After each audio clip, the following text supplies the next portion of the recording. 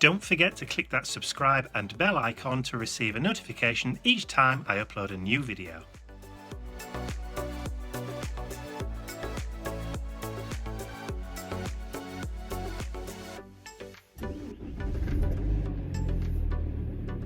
Sounds a bit ropey this morning.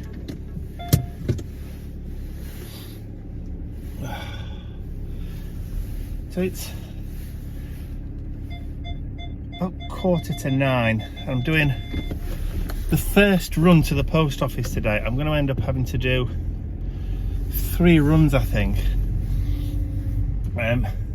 Ian's helping me pack website orders and that kind of stuff. We had internet problems last night, which stopped me from uploading the vlog. It's not the router, it's just the signal just went. We weren't on our own, according to next door neighbours and that kind of stuff. They had no internet service either, so we're all kind of like on the same provider because it came with the house, if you know what I mean. The fibre and the cable was put in at the time the houses were built.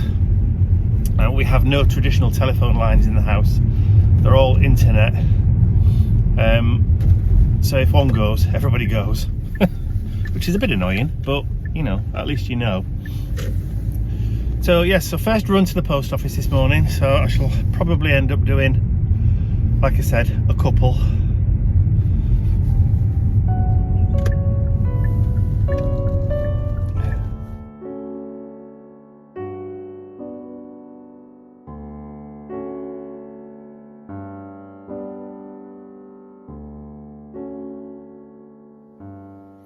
So I called Mum and Dad this morning just to check up on them, just to see how they were both doing. Mum told me that she wasn't feeling very well, kind of cold and flu-y kind of symptoms, but she's not been anywhere to catch anything nasty. And when Dad goes out, he's always fully masked up. And with them being fully vaccinated and boosted and all that kind of stuff, I know it's definitely not anything too serious, anything COVID related. So she just told me a few symptoms over the telephone, and it did sound like she'd just picked up a cold from somewhere. But she hadn't taken anything. There'd been no medication in the house for cold and flu. So I jumped in the car and took her some strong cold and flu medication down there. And I made her take some tablets while I was there. I also just double checked the temperature, checked her leg as well. It definitely isn't a reoccurrence of the cellulitis that she had a couple of years ago. So there's no need for concern in that area. Her leg looked fine, just a little bit red, but that's just the way it is normally. But while I was there, I was telling her about some shoes that I'd ordered from eBay. These are just like everyday casual shoes, but they're memory foam inners, so that they're quite comfortable and they mould themselves to your feet. So these are just for kicking around, for driving in, just basic comfy shoes, as you like when you get a bit older. Anyway, so I was showing them on the internet, and she says, can we have a look to see if there's any for ladies? So we went through the internet, and then we finally found her a pair that had low fronts, you know, towards the toes, more ladylike, if you like. Flat ones, just comfy kind of everyday. So we ended up buying them. So even though she's poorly, she's not that poorly that she can't go shopping.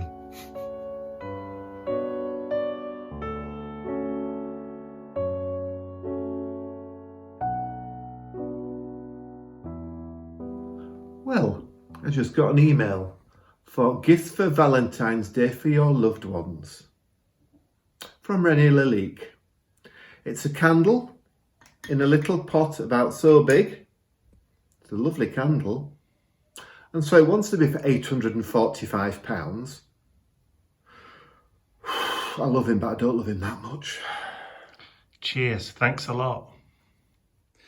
As you can see, Mr. Bentley's got a new baby. This was given to him by a delivery man who just happened to have a big bag of green teddies in his cab as he was making his deliveries. He liked Mr. Bentley, so he decided he was going to give him one. There you go. Ready? As you could tell, Mr. Bentley's loved him so much that the nose has come off. He's now missing his nose. Bless him.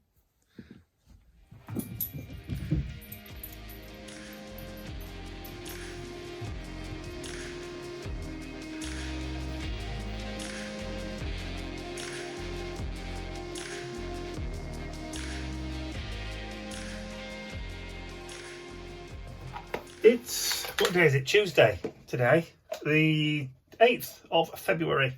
And I've just given myself a massive electric shock. What's the electric? Static electric. I've treated myself to some new casual shoes, if you like, which arrived in the post this morning.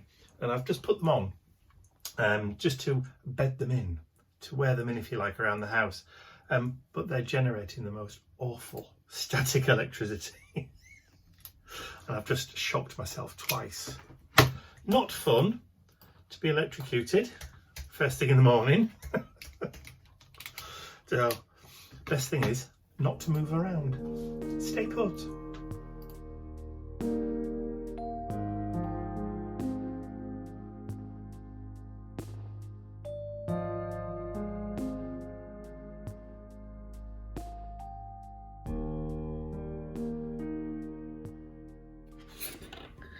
So this is a little bit of a hive of activity. Yeah, I'm getting ready for my show this weekend. I'm going to Whitby this weekend, the Pavilions. It's the Steampunk weekend in spring. Is this the first? I say spring, February. Well, yeah. Is this the first of 2022? It is the first of 2022. I'm looking forward to it.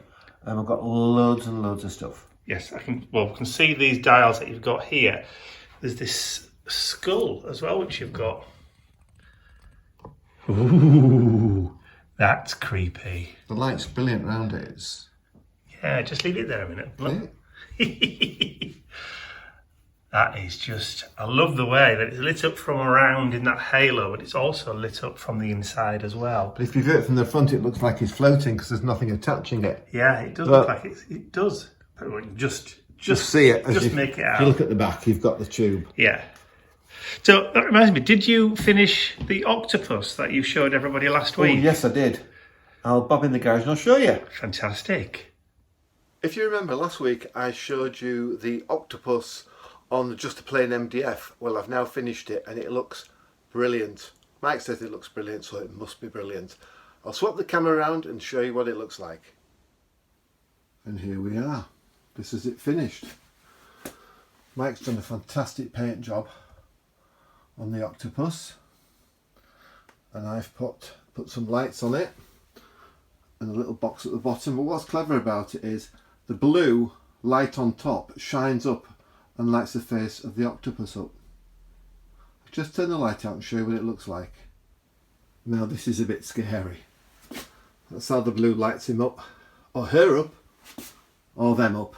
I don't know what octopus's sex are. I just think it looks so amazing, the paint effect, especially as Mike's done with all the verdigris into the suckers at the bottom.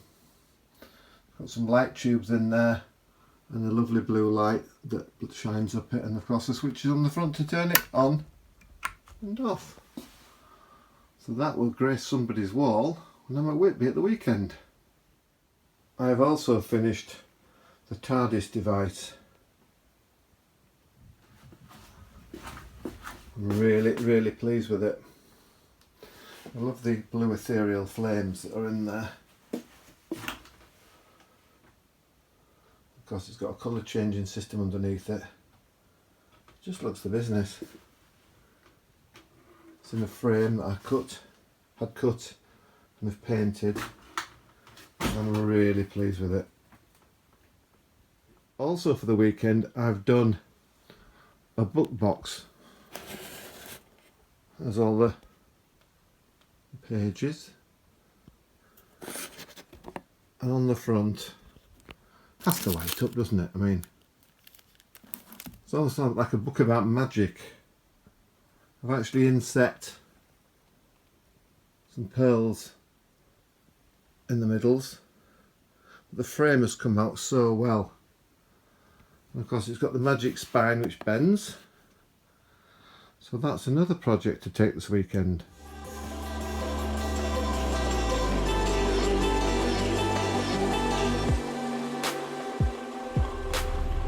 Today I'm back in the car again and I'm on my way over to Mum and Dad's.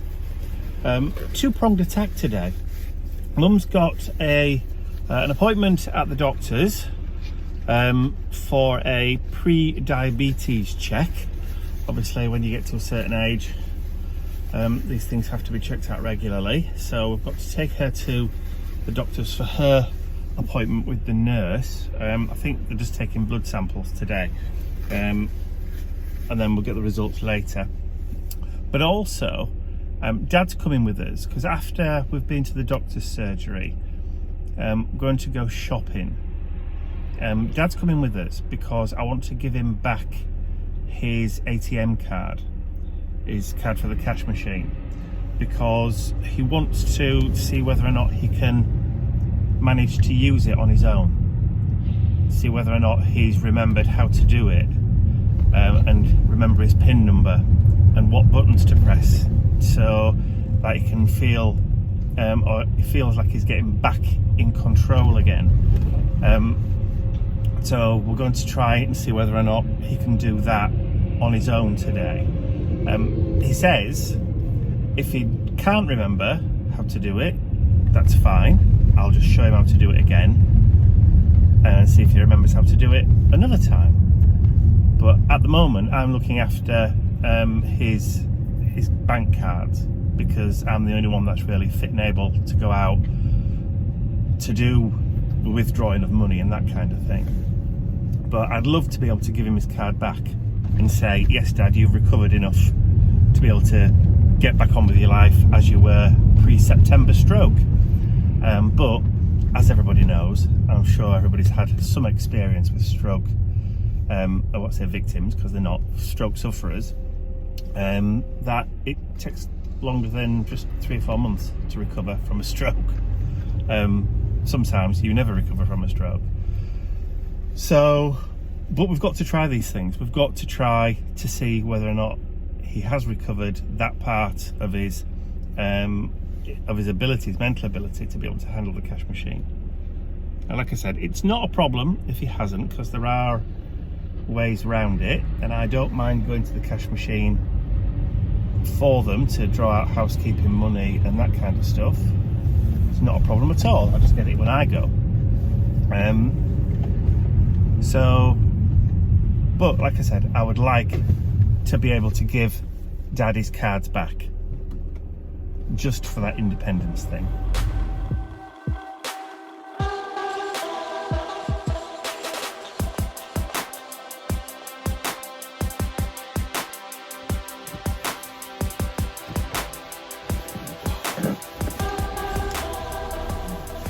Ooh, windy out there, very windy. So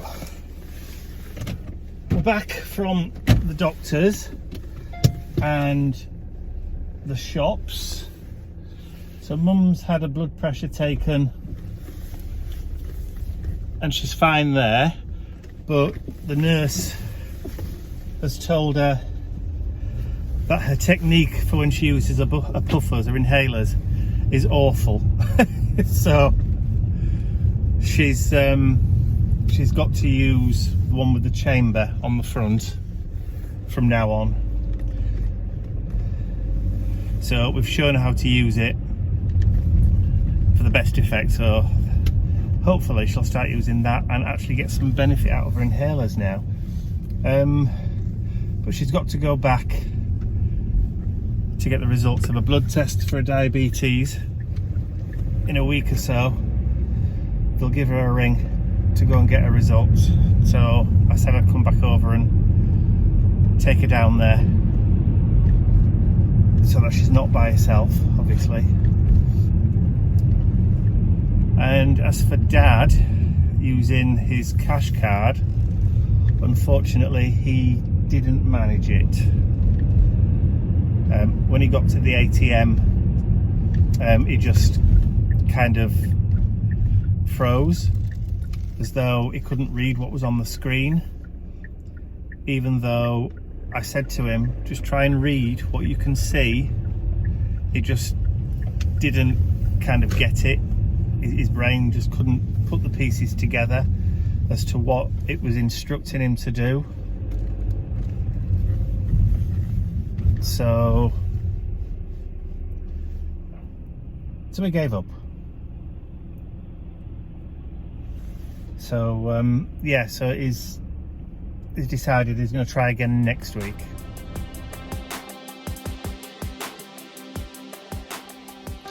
As I was sat up in bed last night, as you do, talking about what you've achieved that day and what you want to achieve the next day and trials and tribulations and things that have happened and all that kind of stuff, before you snuggle down and go to sleep, I was talking about art journaling as I used to do it, discussing it with Ian.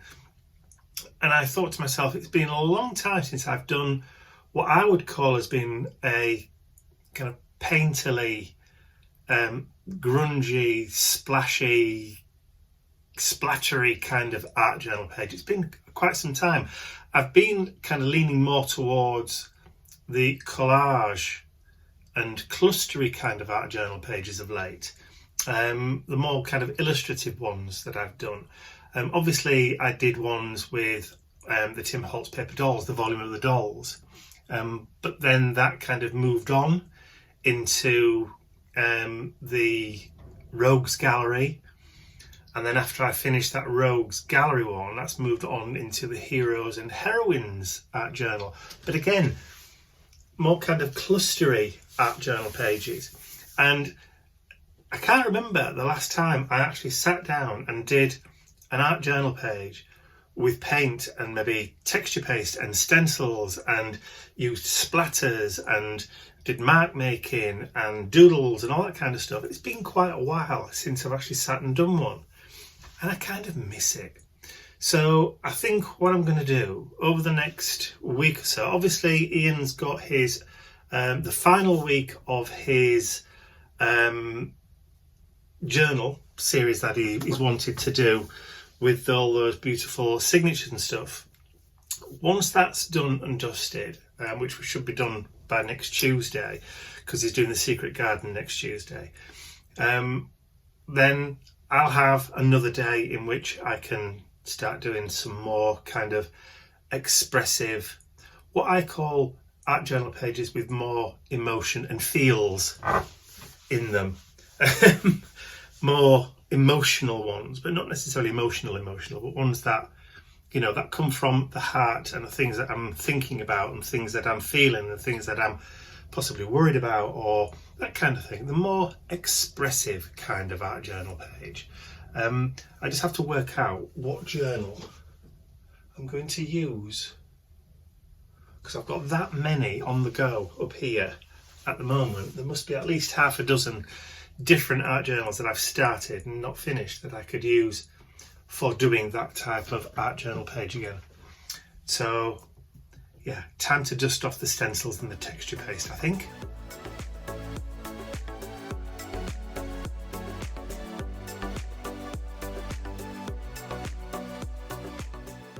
I'd like to say a huge thank you to all of my angels, because without you, these videos would not be possible. Thank you.